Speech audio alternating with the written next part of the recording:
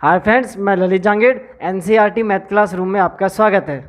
तो friends, next topic है आव्यूह पर सक्रियाएं, ऑपरेशंस ऑन मैट्रिसेस।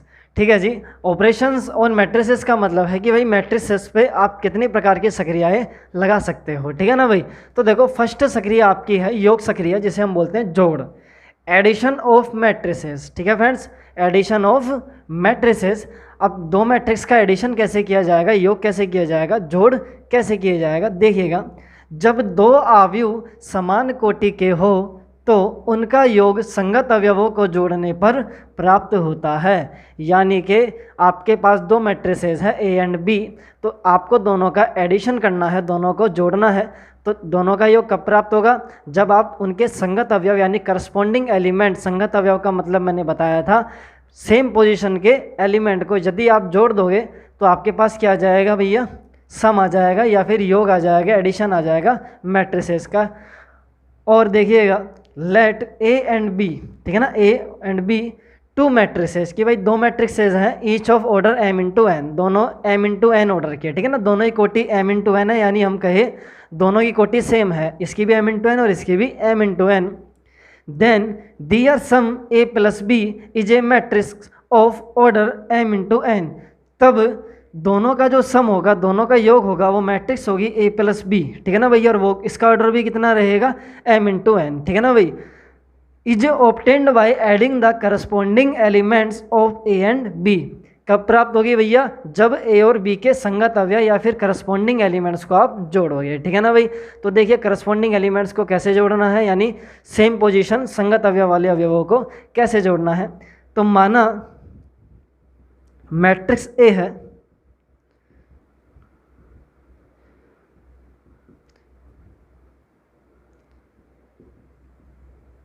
ओहो, एंड मैट्रिक्स बी है,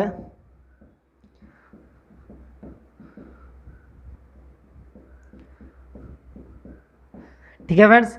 इसका ऑर्डर कितना हो जाएगा, इसकी कोटि कितनी हो गई, 2 इंटू 3। ठीक है ना, दो पंक्ति है और 3 स्तंभ, नंबर ऑफ रोज 2 है, नंबर ऑफ कॉलम्स 3 है। इसी प्रकार इसका ऑर्डर भी कितना हो गया, 2 इंटू 3।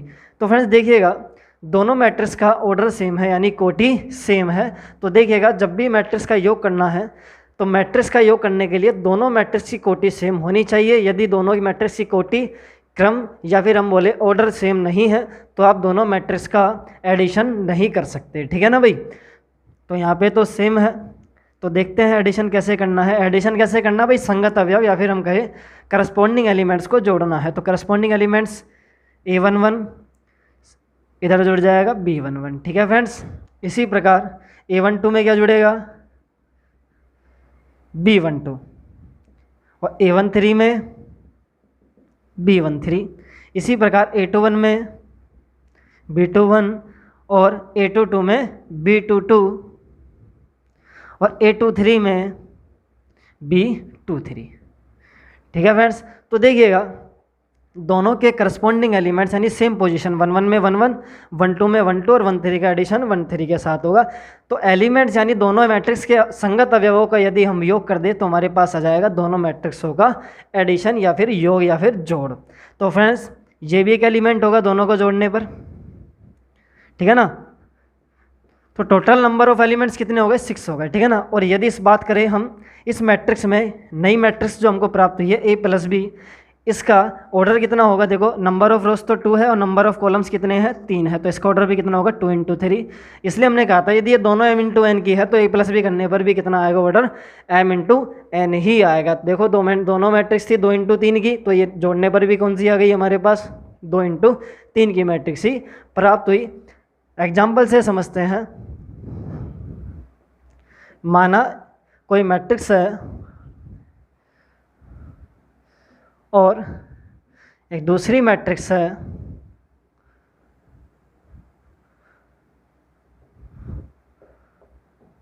तो फ्रेंड्स देखिएगा,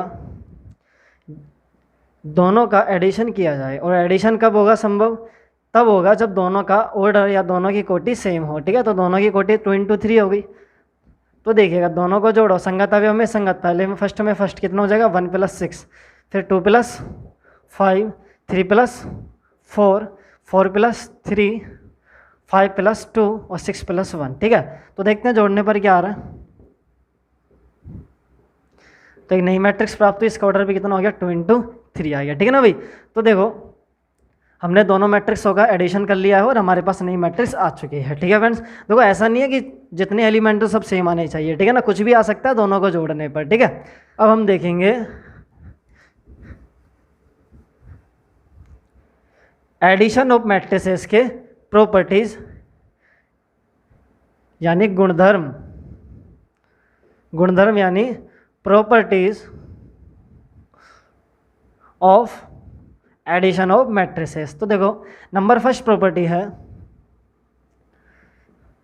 क्रम विनिमयता या फिर क्रम विनिमय नियम, जिसे हम बोलते हैं कम्यूटेटिव लॉ, कम्यूटेटिव लॉ।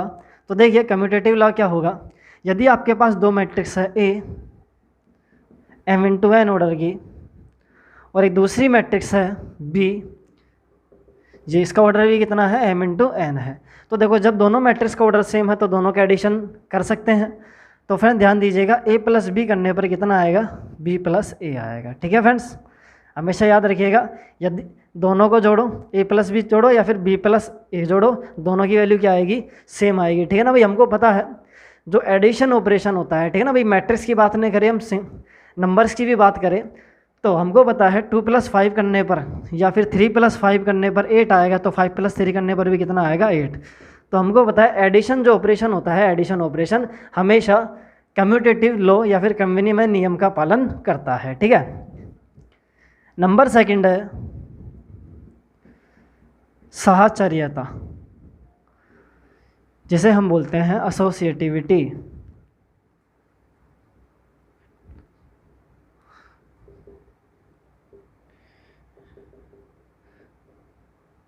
ठीक है, या फिर एसोसिएटिव लॉ, एसोसिएटिव लॉ, ठीक है फ्रेंड्स। तो देखिएगा साहचर्य नियम क्या होता है, यदि हमारे पास 3 मैट्रिसेस हैं, तीनों का ऑर्डर सेम है, यानी हम तीनों को जोड़ सकते हैं।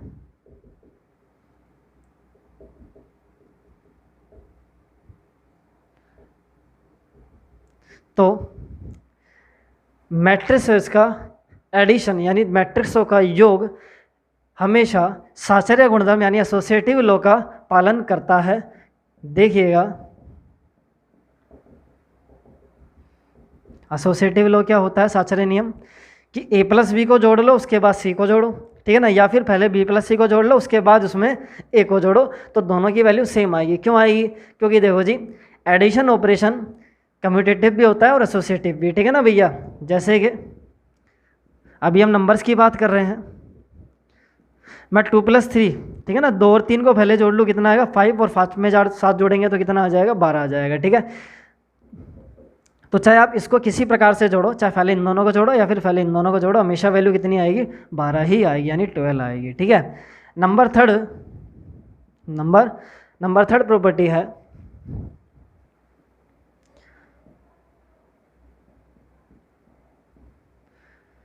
तत्समक, ठीक है भैया। तत्समक यानी जिसको हम बोले योग का तत्समक, योग का तत्समक यानी एडिटिव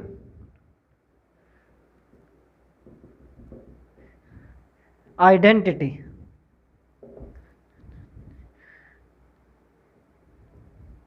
तो फ्रेंड्स देखिएगा मैट्रिक्स की एडिटिव आइडेंटिटी यानी योग का तत्समक, ठीक है ना भाई, किसी मैट्रिक्स में योग का तत्समक क्या होगा। और देखो जी मैंने तत्समक आपको बताया था जब हमने बाइनरी ऑपरेशन में, मैंने आपको बताया था क्या होता है, रिपीट करते हैं फिर से। यदि किसी एलिमेंट में या फिर वह अवयव जिसमें किसी दूसरे अवयव को जोड़ने पर दूसरा अवयव ही प्राप्त हो जाए, या फिर यदि किसी मैट्रिक्स में, ठीक है भाई, किसी मैट्रिक्स में एक ऐसी मैट्रिक्स जोड़ी जाए कि ए ही प्राप्त हो जाए, ठीक है ना भैया।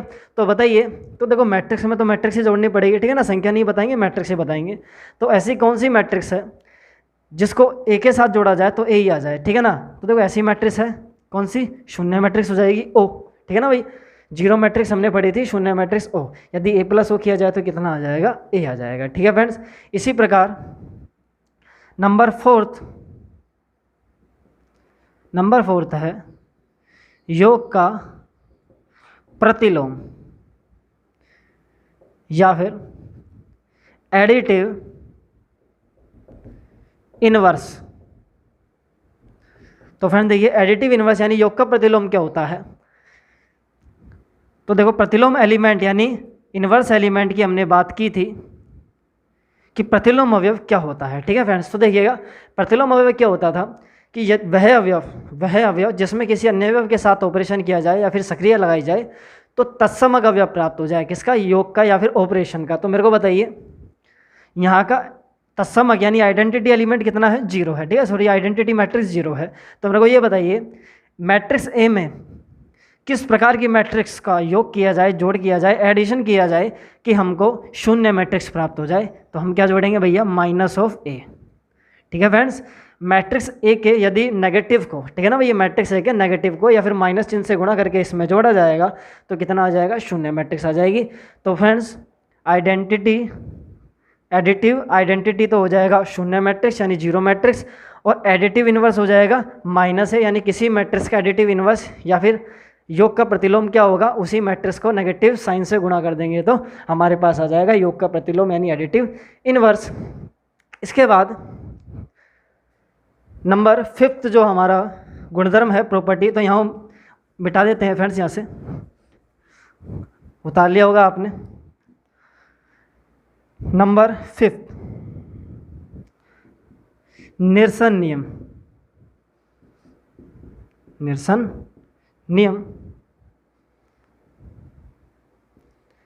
Cancellation law. ठीक है फ्रेंड्स, उतार लीजिएगा।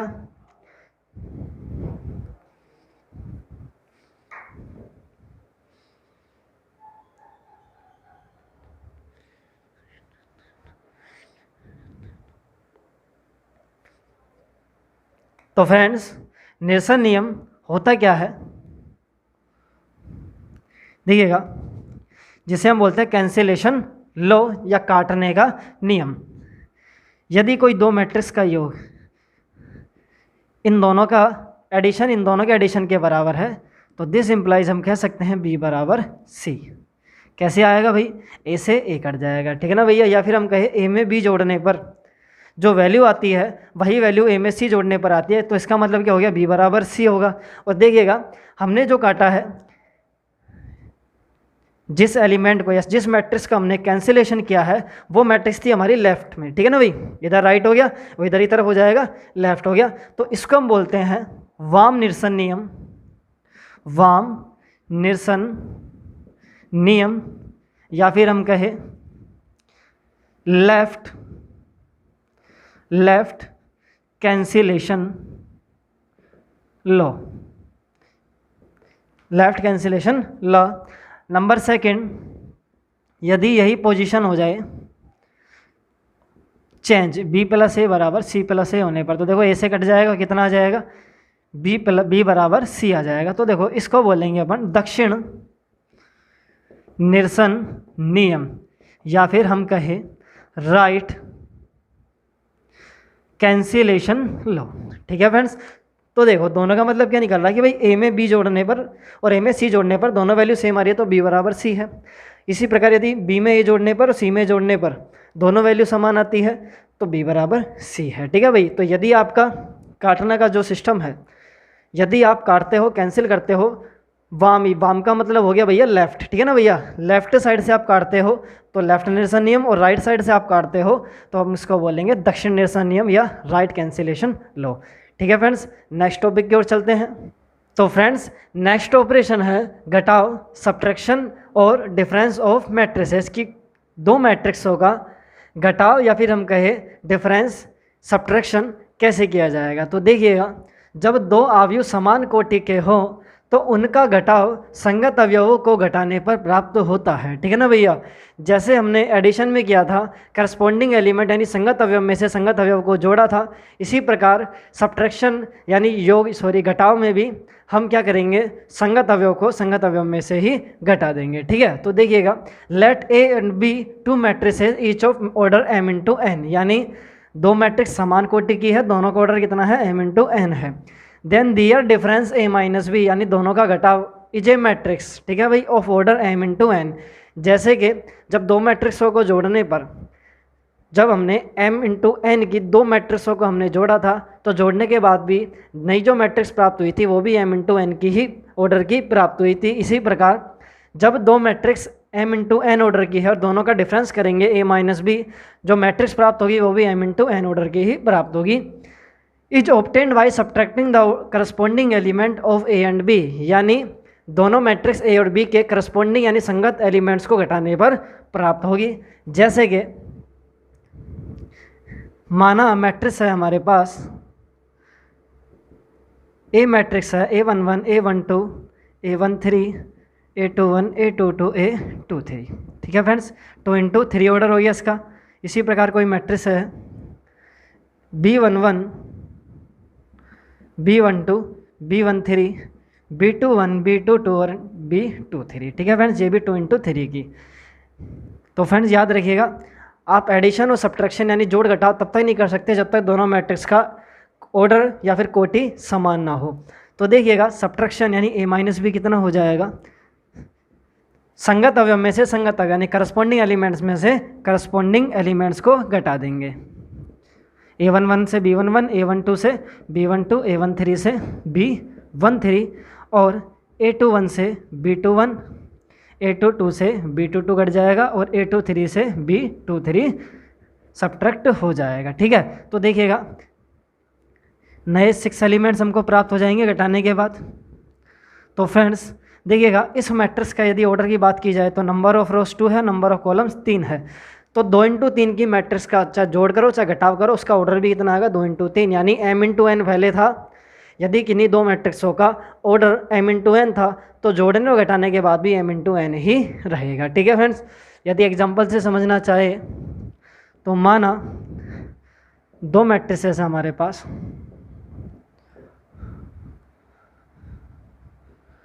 ठीक है फ्रेंड्स, और सेकंड मैट्रिक्स है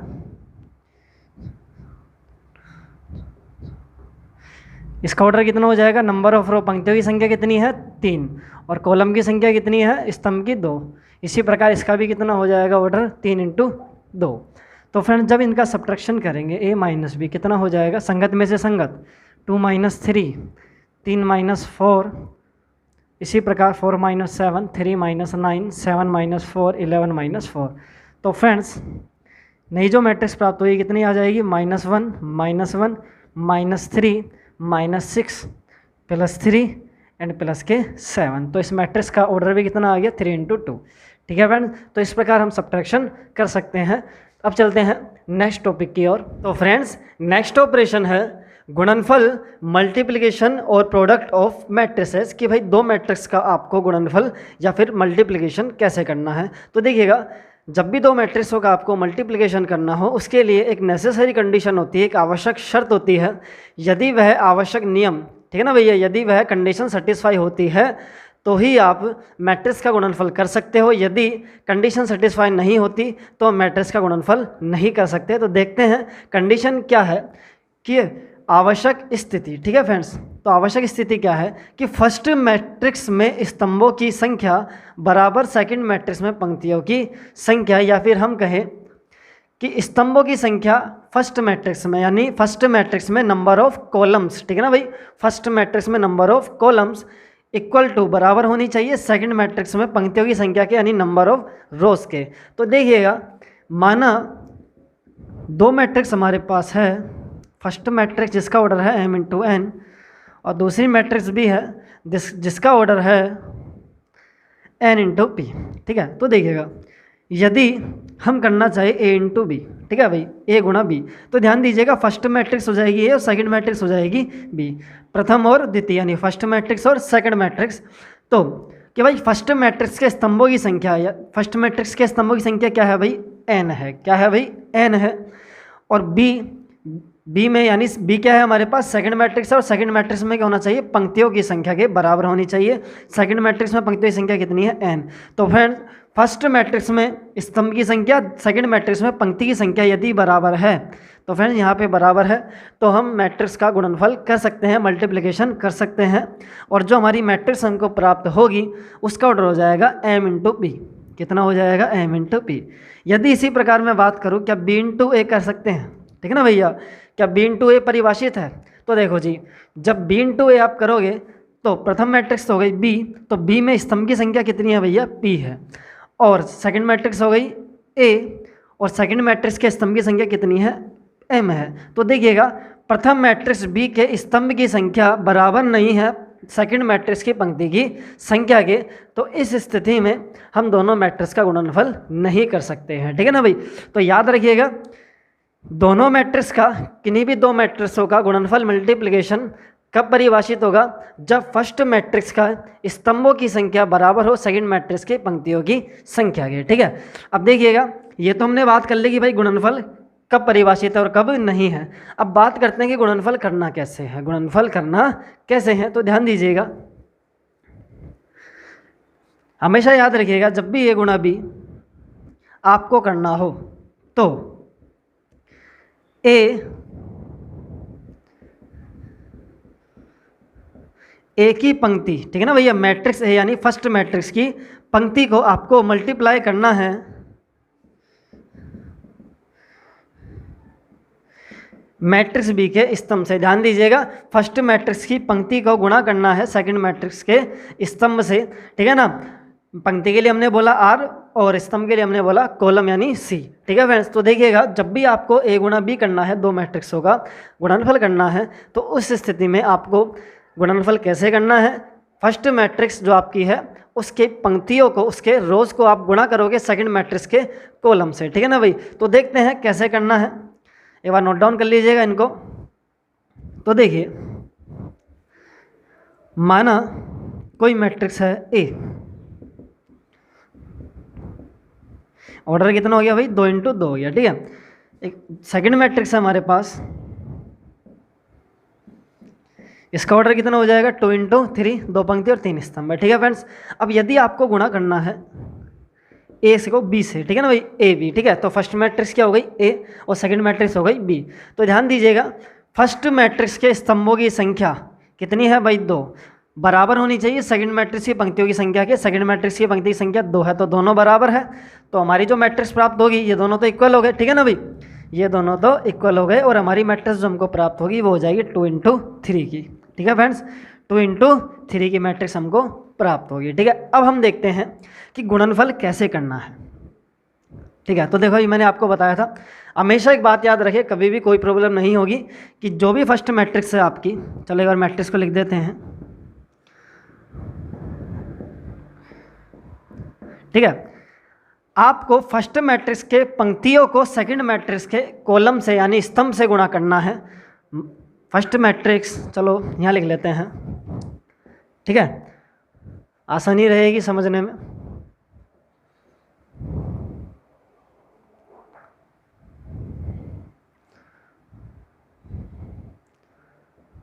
ठीक है फ्रेंड्स, तो देखिएगा, फर्स्ट मैट्रिक्स की फर्स्ट रो और फर्स्ट मैट्रिक्स की सेकंड रो, ठीक है ना, प्रथम पंक्ति और द्वितीय पंक्ति हो गई। इसी प्रकार C1, C2 and C3।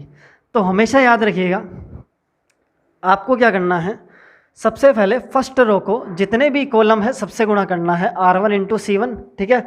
R1 को C1 से मल्टीप्लाई कर दिया, उसके बाद नेक्स्ट एलिमेंट हो जाएगा R1 इंटू C2 और फिर R1 इंटू C3। याद रखिएगा, R1 को C1, C2, C3 तीनों से गुणा करना है। उसके बाद हमारा R2 आया, तो इसी प्रकार R2 को C1, C2 एंड C3 से गुणा करना है, ठीक है फ्रेंड्स। तो जब तक आप 2 या 3 क्वेश्चन नहीं कर लेते तब तक आप इस स्ट्रक्चर को याद रखिए, ठीक है ना भाई। तो ऐसा हो जाए कि R3 भी होता, ठीक है ना, R3 भी होता तो हम फिर करते R31 R3 into C1 R3 into C2 और R3 इंटू C3। यदि ऐसा होता कि यहाँ पे C3 नहीं होता तो हमारा मल्टीप्लिकेशन चलता R1 का C1 से, R1 का C2 से, C3 से नहीं होता, ठीक है ना भाई। अब देखो मल्टीप्लिकेशन कैसे करना है, R1 का C1 से, तो देखो R1 का C1 से करने का मतलब है R1 का एलिमेंट क्या है भैया 1 और 2 है, और C1 का एलिमेंट क्या है 1 एंड 3 है, ठीक है। तो आप ऐसे याद रखो, फर्स्ट का फर्स्ट से और सेकंड का सेकंड से, ठीक है ना। सबसे इजी तरीका है फर्स्ट का फर्स्ट से प्लस सेकंड का सेकंड से। तो देखिए जब R1 का C1 से मल्टीप्लाई करेंगे फर्स्ट का फर्स्ट से यानी 1 का 1 से, तो कितना हो जाएगा 1 इंटू 1, फिर लगा देंगे प्लस सेकंड का सेकंड से तो 2 इंटू 3, ठीक है भाई। मल्टीप्लिकेशन कंप्लीट हो गया R1 का C1 से। अब R1 का जब C2 से करेंगे तो देखो R1 और ये हमारा C2, R1 एंड C2, तो देखो R1 का फर्स्ट एलिमेंट और C2 का फर्स्ट एलिमेंट 2, तो देखो 1 का 2 से, 1 का 2 से कितना और 2 का 2 से, ठीक है। इसी प्रकार जब R1 का हम करेंगे C3 से, ठीक है, R1 का C3 से तो फर्स्ट का फर्स्ट से प्लस सेकंड का सेकंड से, ठीक है फ्रेंड। इसी प्रकार अब R2 का C1 से करना है, तो देखिएगा ये R2 हो गया और ये हमारा C1 हो गया। फर्स्ट का फर्स्ट से करेंगे तो 3 इंटू 1 प्लस सेकंड का सेकंड से करेंगे तो 4 इंटू 3। इसी प्रकार R2 का C2 से करेंगे तो 3 इंटू 2 प्लस 4 इंटू 2। यानी आप याद रखिएगा चाहे R1 का C1 से करो, R1 का C2 से, R1 का C3 से, फर्स्ट को फर्स्ट से, सेकंड को सेकंड से, थर्ड को थर्ड से, आप इस प्रकार मल्टीप्लिकेशन करते जाना है और प्लस का चिन्ह बीच में लगाते जाना है। तो इसी प्रकार बताइए R2 का C3 से मल्टीप्लाई करेंगे तो कितना हो जाएगा 3 इंटू 3, फर्स्ट का फर्स्ट से और सेकंड का सेकंड से, ठीक है भाई। तो देखो मैट्रिक्स कितनी आ गई हमारे पास, कितना हो गया भैया 1 + 6 2 + 4 3 + 2 3 + 12 6 + 8 9 + 4। तो फ्रेंड्स फाइनल आंसर हो जाएगा 7 6 5 15 14 एंड 13, ठीक है फ्रेंड्स। अब देखिएगा मैट्रिक्स का ऑर्डर कितना था भैया 2 इंटू 2 और 2 इंटू 3। हमने बोला था ये दोनों तो सेम हो गए, फर्स्ट का स्तंभ सेकंड की पंक्ति सेम हो गई, तो मैट्रिक्स कितने की बनेगी 2 इंटू 3 की। तो आप चेक कर सकते हो मैट्रिक्स का ऑर्डर कितना आ रहा है 2 इंटू 3, ठीक है फ्रेंड्स। तो एक बार नोट डाउन कर लीजिएगा। तो फ्रेंड्स मैट्रिक्स का मल्टीप्लिकेशन, मैट्रिक्स का गुणनफल समझने के लिए एक एग्जांपल और लेते हैं कि 2 मैट्रिक्स ए है और दूसरी मैट्रिक्स है बी, ठीक है। फर्स्ट मैट्रिक्स आपकी ए है जिसका ऑर्डर है 2 इंटू 3, सेकेंड मैट्रिक्स बी का ऑर्डर है 3 इंटू 3। तो आपको ए को मल्टीप्लाई करना है बी से यानी ए भी ज्ञात करना है। तो देखो फर्स्ट मैट्रिक्स के स्तंभ की संख्या सेकंड मैट्रिक्स की पंक्ति की संख्या के इक्वल है क्या, हाँ जी है, बराबर है, ठीक है ना भाई। फर्स्ट मैट्रिक्स के स्तंभ की संख्या और सेकंड मैट्रिक्स की पंक्ति की संख्या यदि बराबर है तो आपका मैट्रिक्स का मल्टीप्लिकेशन परिभाषित है या मैट्रिक्स का मल्टीप्लिकेशन हम कर सकते हैं। तो देखिएगा मल्टीप्लिकेशन कैसे करना है, ए लिखा उसके बाद बी लिख देते हैं।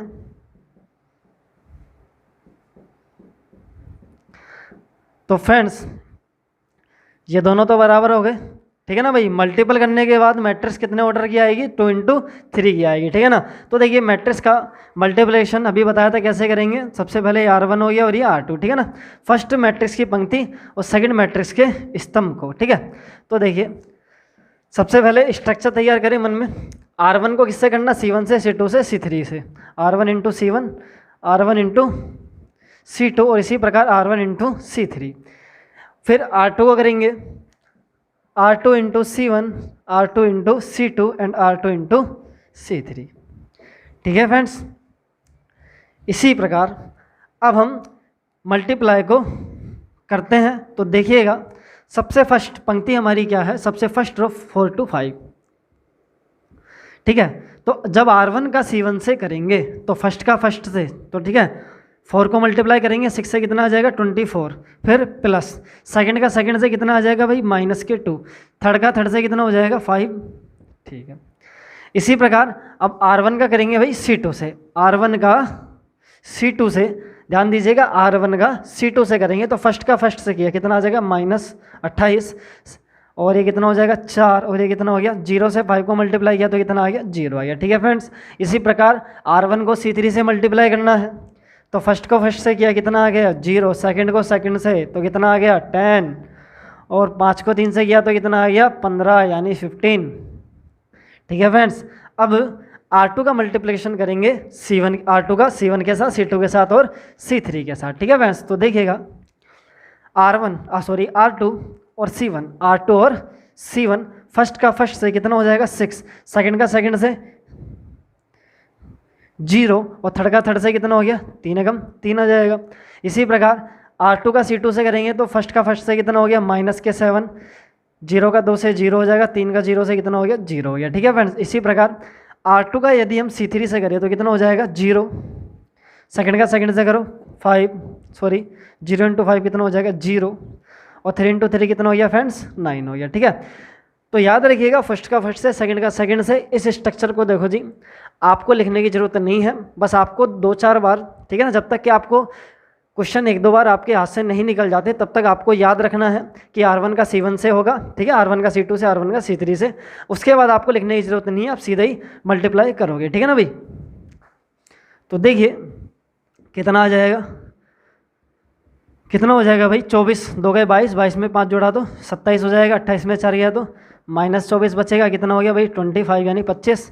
इधर कितना हो गया 9, -7 और 9 फिर से। ठीक है फ्रेंड्स, कितने आ गया इसका ऑर्डर 2 × 3, जैसे कि हमने बोला था ये दोनों सेम हो गए तो मैट्रिक्स कितनी आ गई 2 × 3 की आ गई। ठीक है, फिर भी यदि कोई प्रॉब्लम हो तो वीडियो को बार बार रिपीट करके देखें। ठीक है ना भैया, कि भाई किस प्रकार से मल्टीप्लिकेशन चल रहा है, बहुत इंपॉर्टेंट है क्वेश्चंस में। ठीक है, एक्सरसाइज जब आप सोल्व करोगे तो आपको बेसिकली लगभग हर क्वेश्चन के अंदर आपको मल्टीप्लिकेशन काम में आएगा। ठीक है, तो फ्रेंड्स अब बात करते हैं मैट्रिक्स के गुणनफल के गुणधर्म, प्रॉपर्टीज ऑफ मैट्रिक्स मल्टीप्लिकेशन, कि भाई मैट्रिक्स के गुणनफल के क्या क्या प्रॉपर्टीज होती है, क्या क्या गुणधर्म होते हैं। तो नंबर फर्स्ट गुणधर्म है क्रम विनिमयता, कम्यूटेटिविटी। तो फ्रेंड्स देखिएगा कम्यूटेटिविटी होती क्या है, क्रम विनिमयता क्या होती है। देखो यदि हमने 2 मैट्रिक्सों का गुणनफल किया A × B, ठीक है, अब इनका क्रम चेंज किया B × A, यदि दोनों की वैल्यू सेम आ जाएगी A × B की और B × A की, तो हम बोलेंगे कि भाई मैट्रिक्सों का जो गुणनफल है, मल्टीप्लिकेशंस ऑफ मैट्रिक्स क्या है भाई, क्रम विनिमय नियम का पालन करता है। लेकिन जनरली होता क्या है, मैट्रिक्सों के गुणनफल में AB does not equal to BA आता है। ठीक है ना भाई, सामान्यतः है, जनरली ऐसा नहीं होता है। क्यों नहीं होता है तो इसके बारे में बात करते हैं। देखिए माना कोई मैट्रिक्स थी AIJ 2 × 3 ऑर्डर की, ठीक है, और कोई मैट्रिक्स थी BIJ 3 × 3 ऑर्डर की। अब देखिएगा फ्रेंड्स, यदि मैं A और B का गुणनफल करना चाहूँ A × B, ठीक है ना, तो गुणनफल जब करेंगे तो गुणनफल के कंडीशन क्या है, क्या शर्त होती है आवश्यक, कि प्रथम मैट्रिक्स के स्तंभ की संख्या दूसरी मैट्रिक्स की पंक्ति की संख्या के बराबर होनी चाहिए। तो बराबर है तो A × B तो क्या हो जाएगा भैया, परिभाषित हो जाएगा, कोई दिक्कत नहीं है। लेकिन यदि मैं करना चाहूँ B × A, तो उस स्थिति में आप देखिएगा फर्स्ट जो आपकी मैट्रिक्स है, फर्स्ट मैट्रिक्स यानी B का स्तंभ कितना हो जाएगा भैया 3 हो जाएगा, कितना हो जाएगा 3, और दूसरी मैट्रिक्स के पंक्ति कितनी है 2। तो देखो फर्स्ट मैट्रिक्स के स्तंभ की संख्या और दूसरी मैट्रिक्स के पंक्ति की संख्या बराबर नहीं है, और बराबर नहीं है तो BA परिभाषित नहीं होगा, यानी B को A से हम गुणा नहीं कर सकते हैं। तो फ्रेंड्स देखिएगा कि पहला केस तो हमने देखा कि किसी 2 मैट्रिक्सों के लिए ऐसा हो रहा है कि A × B परिभाषित है, तो यह आवश्यक नहीं है।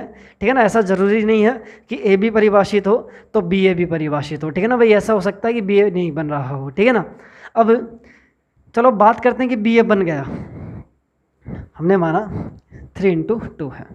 ठीक है फ्रेंड्स, तो देखिएगा B कोई A मैट्रिक्स है और B, अब A तो 2 × 3 कोटि की है और B है 3 × 2 की। तो देखिए जब आप AB करोगे तो प्रथम मैट्रिक्स की स्तंभ दूसरे मैट्रिक्स पंक्ति सेम है, और मैट्रिक्स कितने की बनेगी भैया 2 × 2 की बनेगी, बनेगी नहीं बनेगी, हमने बताया था। ये दोनों तो सेम हो गए, बच्ची मैट्रिक्स हो जाएगी 2 × 2 की। ठीक है, लेकिन यदि हम बात करें BA, ठीक है ना फ्रेंड्स, BA, तो देखो BA की बात जब हम करेंगे तो B के स्तंभ की संख्या अब की बार फर्स्ट मैट्रिक्स B हो गई। B का ऑर्डर 3 × 2 है और A का ऑर्डर है 2 × 3, तो B के स्तंभ की संख्या A की पंक्ति की संख्या के बराबर है, तो मैट्रिक्स कितने की बनेगी भैया 3 × 3 की बनेगी। ठीक है, अब फ्रेंड्स देखिएगा कि भाई पहले एक तो क्या हो रहा था, ए बी परिभाषित नहीं हो रहा था, B A sorry A B परिभाषित हो रहा था लेकिन बी ए परिभाषित नहीं हो रहा था। अब क्या हो रहा है, ए बी भी परिभाषित है और बी ए भी परिभाषित है, किंतु प्रॉब्लम क्या है देखिएगा, ए बी का जो ऑर्डर है वो 2x2 का है और बी ए का कितने का, 3x3 का। जब ये बताइए, जब दो मैट्रिक्सों का ऑर्डर ही सेम नहीं है तो दोनों मैट्रिक्स समान नहीं हो सकती। लास्ट क्लास में हमने बात की थी, ठीक है फ्रेंड्स। और फ्रेंड्स जो भी स्टूडेंट हमसे नया जुड़ा है, इस वीडियो पर पहली बार आया है, तो वो हमारी लास्ट क्लास से देखे, उसके बाद इस क्लास को देखे तो आपको अच्छे से समझ में आ जाएगा। तो देखिएगा, जब दोनों मैट्रिक्सों की कोटि सेम नहीं है तो दोनों मैट्रिक्स भी बराबर नहीं होती है, हमको पता है।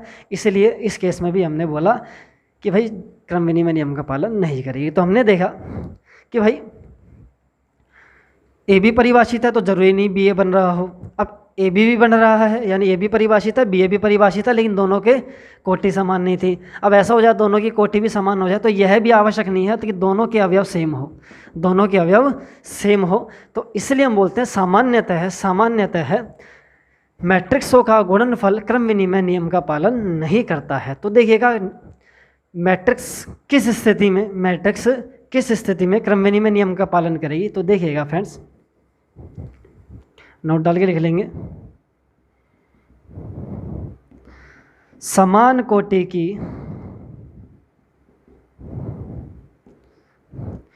विकर्ण मैट्रिक्स, ठीक है ना फ्रेंड्स। विकर्ण मैट्रिक्स कैसी होती है, वर्गाकार होती है, ध्यान रखिएगा, ठीक है ना भैया। समान कोटि की विकर्ण मैट्रिक्स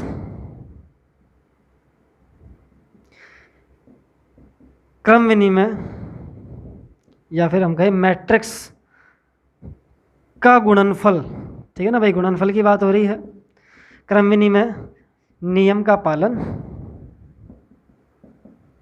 करता है, ठीक है फ्रेंड्स। कि कोई दो मैट्रिक्स है, समान कोटि की है यानी, और समान कोटि यानी विकर्ण मैट्रिक्स है। विकर्ण का मतलब आपको पता ही है, वर्ग मैट्रिक्स होगी, विकर्ण के अलावा सभी अवयव क्या हो जाएंगे, 0 हो जाएंगे, ठीक है। अब फ्रेंड्स इसी प्रकार दूसरा गुणधर्म है हमारा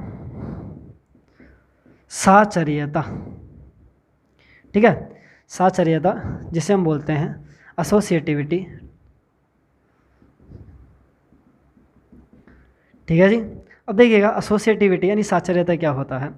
देखिए, यदि 3 मैट्रिक्सों का गुणनफल परिभाषित है तो फ्रेंड ध्यान रखिएगा, आप चाहे तो ए बी का गुणा करके सी के साथ गुणा करो या फिर बी सी का गुणा करके ए के साथ करो। ध्यान रखिएगा, पहले ए बी का गुणा करो और दोनों गुणा करने के बाद जो मैट्रिक्स है उसको सी से गुणा करो, या फिर पहले बी सी को करके ए के साथ कर लो। लेकिन कभी ऐसा नहीं करना कि ए का सी के साथ कर रहे हो, ठीक है ना भाई, ऐसा नहीं चलेगा, ठीक है ना भाई।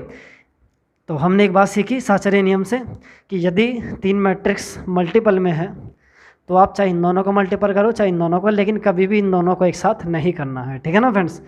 अब देखिएगा, तो साचर्य नियम का पालन हमारा मैट्रिक्सों का गुणनफल करता है, ठीक है। अब बात करते हैं थर्ड गुणधर्म की, बंटनता, डिस्ट्रीब्यूटिविटी,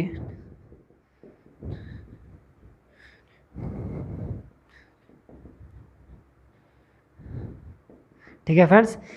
डिस्ट्रीब्यूटिविटी क्या होती है, देखिएगा, यदि 3 मैट्रिक्स इस प्रकार है तो आप ए को बी के साथ मल्टीपल किया प्लस ए के सी के साथ मल्टीपल किया, ठीक है फ्रेंड्स, ठीक है, साधारण अलजेब्रा है। तो इसका मतलब है चाहे आप बी प्लस सी को जोड़ लो, उसके बाद जो मैट्रिक्स है उसके साथ एक से गुणा करो, या फिर ए को बी से अलग करो और ए को सी से अलग करो फिर जोड़ लो, ठीक है ना फ्रेंड्स। इसके बाद हमारा आता है नंबर 4,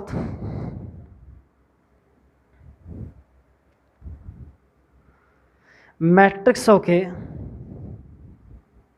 गुणनफल का तत्समक अवयव यानी आइडेंटिटी एलिमेंट, ठीक है ना, किसका, गुणनफल का, ठीक है ना, आइडेंटिटी एलिमेंट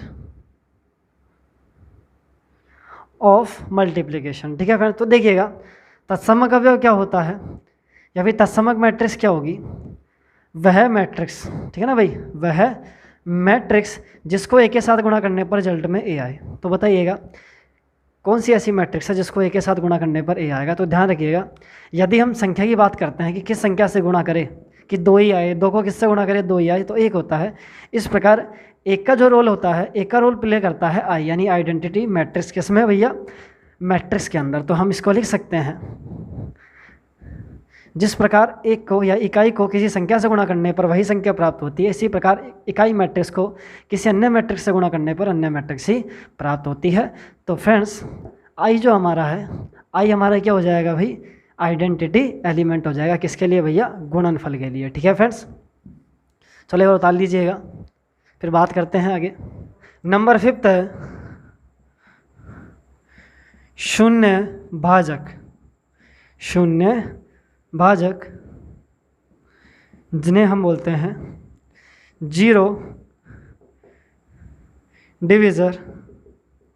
ठीक है जी, तो देखिएगा जीरो डिविज़र क्या होते हैं कि यदि कोई दो मैट्रिक्स ए एंड बी है, ठीक है फ्रेंड्स, दो मैट्रिक्स है ए और बी, दोनों मैट्रिक्स है अशून्य मैट्रिक्स, ए और बी अशून्य मैट्रिक्स है, अशून्य यानी नॉन जीरो, नॉन जीरो यानी जीरो मैट्रिक्स हमने पढ़ी थी जिसके सभी एलिमेंट 0 0 हो। ठीक है ना भाई, तो ये हमारी मैट्रिक्स कैसी है, नॉन जीरो, यानी जीरो मैट्रिक्स नहीं है। अब यदि कोई मैट्रिक्स नॉन जीरो है और मैट्रिक्स कितनी है, 2 है, ठीक है फ्रेंड्स, तो देखिएगा यदि ए गुणा बी करने पर 0 आ जाए, ठीक है, 0 का मतलब है शून्य मैट्रिक्स आ जाए ओ, तो ए व बी शून्य भाजक कहलाते हैं। ठीक है फ्रेंड्स, शून्य भाजक कहलाते हैं। ठीक है जी, तो आगे देखिएगा कि भाई दो मैट्रिक्स का गुणनफल 0 कैसे होता है। तो फ्रेंड्स इधर से मिटा देते हैं।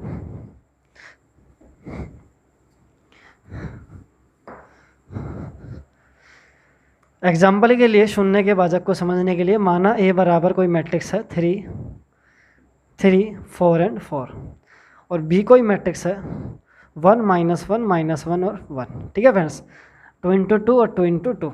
यदि आप मल्टीपल करो ए इंटू बी को, ठीक है, दोनों का मल्टीप्लाई करो तो देखिएगा R1 का किससे होगा भैया, C1 से होगा। तो देखो फर्स्ट का फर्स्ट से होगा 3, सेकंड का सेकंड से होगा -3। ठीक है फ्रेंड्स, देखो वैसे तो प्लस लगाना था लेकिन 3 गुणा -1 -3 आ जाएगा ना, तो प्लस माइनस माइनस लग जाएगा। ठीक है, अब R1 का C2 से करेंगे कितना हो जाएगा, फर्स्ट का पहले से, दूसरे का दूसरे से।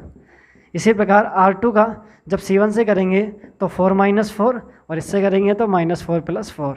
तो देखिएगा फ्रेंड्स 0 0 0 0, तो शून्य मैट्रिक्स आ चुकी है, इसलिए हम बोलेंगे ए और बी दोनों मैट्रिक्स क्या है भाई, शून्य के भाजक है। ठीक है फ्रेंड्स, नंबर 6 है के, देखो बेसिक जो एल्जेब्रिक फार्मूलाज होते हैं, बीजगणितीय सूत्र, उनमें यदि मैट्रिक्स को रखा जाए तो क्या होगा। ठीक है ना, तो देखिएगा हमने रखा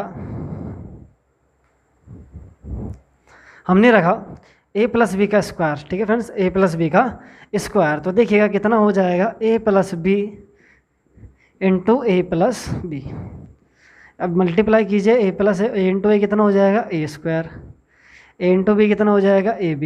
इसी प्रकार अब b से करेंगे तो बंटनता नियम से ba + b², तो हम इसको लिख सकते हैं a² + b² + ab + ba। ध्यान दीजिएगा आप ab और ba को बराबर मान के 2ab नहीं लिख सकते हैं, ध्यान रखिएगा। क्यों नहीं लिख सकते, क्योंकि सामान्यतः generally ab does not equal to ba, यानी मैट्रिक्सों का गुणनफल क्रम विनिमय गुणधर्म का पालन नहीं करता, अभी हमने पढ़ा था। ठीक है फ्रेंड्स, तो इसको ऐसे कैसे रखना है, आपको 2ab नहीं करना है। ठीक है, इसी प्रकार यदि a - b का होल स्क्वायर कोई फॉर्मूला है तो देखिएगा फ्रेंड्स कितना हो जाएगा, a², ठीक है, सॉरी a - b ×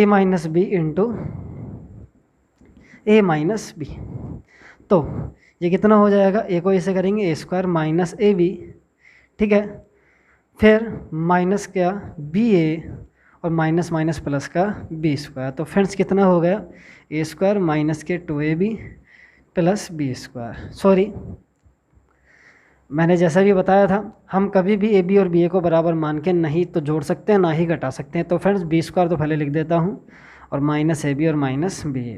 ठीक है, इसी प्रकार यदि हम बात करें a + b into A minus B की। ठीक है, तो देखिए मल्टीपल करते हैं, ए को ऐसे करेंगे कितना हो जाएगा ए स्क्वायर, ए को बी से किया तो माइनस का ए बी, इसी प्रकार बी को ए से किया तो प्लस का B A minus B square. तो फ्रेंड्स ये आ जाएगा A square minus B square minus का A B plus B A. ध्यान दीजिएगा यदि ए बी बराबर बी ए होता यानी क्रम विनिमय नियम का पालन करता तो फ्रेंड्स ए बी और बी ए कट जाते, दोनों सेम हो जाते, तो हमारे पास रिजल्ट आ जाता ए स्क्वायर माइनस बी स्क्वायर। ठीक है, तो फ्रेंड्स अब देखते हैं नंबर 4 ऑपरेशन नंबर 4 सक्रिया मैट्रिक्स का अदिश से गुणनफल, multiplication of matrix bye a scalar. अब देखिए एक स्केलर क्या होता है, एक अदिश क्या होता है, देखो वह राशि जो मैट्रिक्स नहीं है। ठीक है ना, फिर बात करें हम मैट्रिक्स को छोड़कर कोई भी राशि कोई भी क्वांटिटी क्या कहलाएगी, हमारी अदिश कहलाएगी। फॉर एग्जाम्पल के लिए वास्तविक संख्या हो गई, रियल नंबर हमारा क्या हो जाएगा भाई, अदिश हो जाएगा। ठीक है, तो देखिएगा यदि कोई मैट्रिक्स हमारे पास है ए बराबर